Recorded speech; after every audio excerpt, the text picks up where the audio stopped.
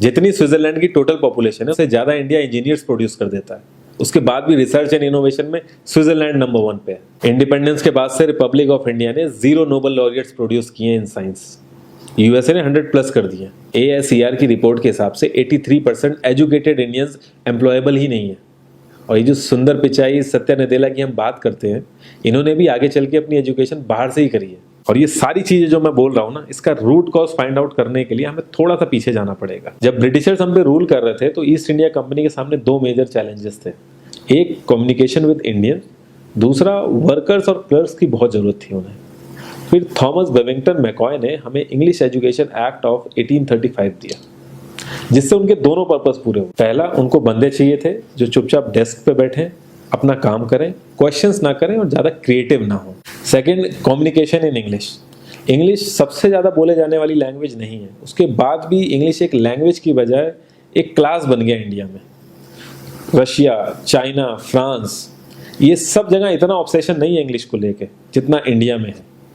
Poor communication बोला जाता है अगर आपकी इंग्लिश अच्छी नहीं है, जबकि इंग्लिश ना आने का मतलब है कि आपको कोई और लैंग्वेज आती है। 5 साल पुराना iOS भी आज की डेट में आउटडेटेड माना जाता है। लेकिन इतनी इंपॉर्टेंट चीज हमारा एजुकेशन सिस्टम आज भी बस थोड़े से चेंजेस के साथ ऐसे ही चल रहा है। हमारे एजुकेशन सिस्टम में रटने का कंपटीशन होता है, जो ज़्यादा रट लेता है उसके ज़्यादा मार्क्स आते हैं।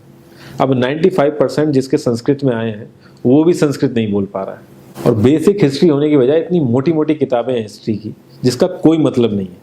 अगर आज की डेट में आपको कुछ भी पता करना है आप गूगल से पता कर लोगे, उसके लिए आपको याद करने की जरूरत नहीं है इतना कुछ। और ये गवर्नमेंट स्कूल में हर क्लास में इंग्लिश का सब्जेक्ट है।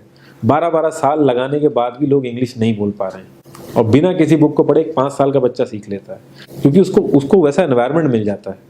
A+B का whole square is equal to A² + B² + 2AB। इसका रियल लाइफ में क्या यूज है किसी को नहीं पता, न प्रिंसिपल, न टीचर, न बच्चे, बस पढ़ाए चले जा रहे हैं। हो सकता है इसका कुछ मतलब हो, लेकिन आप ट्राई करके देख लेना, किसी को नहीं पता। हाँ, 2AB की जगह अगर आपने 3AB बोल दिया तो 4 लोग हंसने वाले मिल जाएंगे आपके ऊपर। किंडरगार्टन में जो बच्चों को सिखाने के लिए टेक्निक यूज होती है वो लाख गुना अच्छी है कॉलेज की वो रटने वाली टेक्निक से। और जिन बच्चों के बहुत ज़्यादा नंबर आते हैं ना, जो वो छुपा छुपा के एग्जाम में लिखते हैं, आप देखोगे जब वो रियल लाइफ में जाते हैं ना तो ज़्यादातर क्रम्बल करते हैं वो। हर किसी को सेम सिलेबस और सेम चीज़ सिखाई जाती है बिना उसकी कैपेबिलिटी देखे।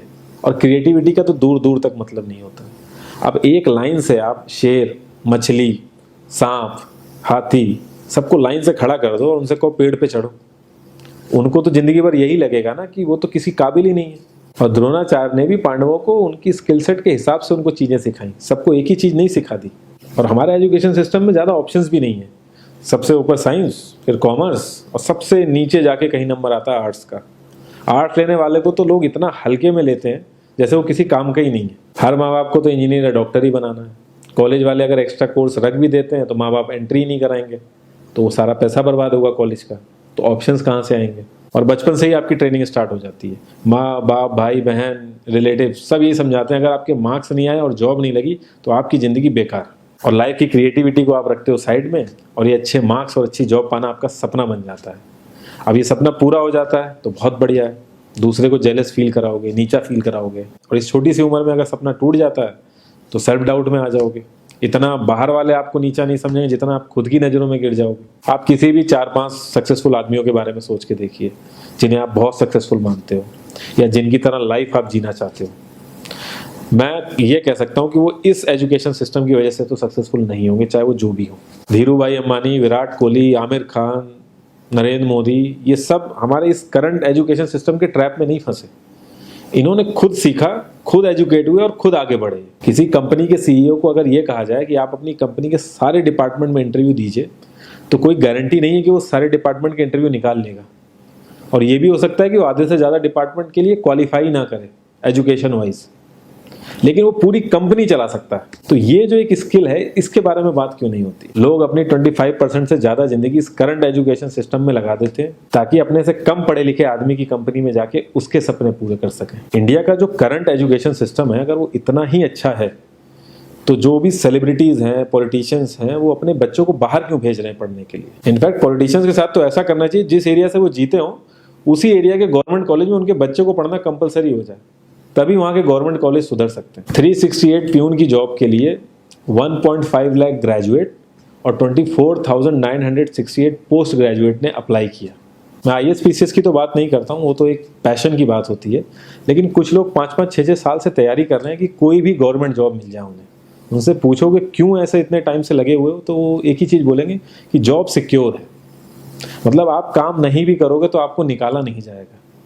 ये सारी कामचोरी वाली बातें माइंड में इसीलिए आती हैं क्योंकि हमारा जो करंट एजुकेशन सिस्टम है वो इतना कॉन्फिडेंस ही नहीं देता है कि हम अपनी स्किल के दम पे कहीं जाके काम करें और हमें निकलने का डर ना हो।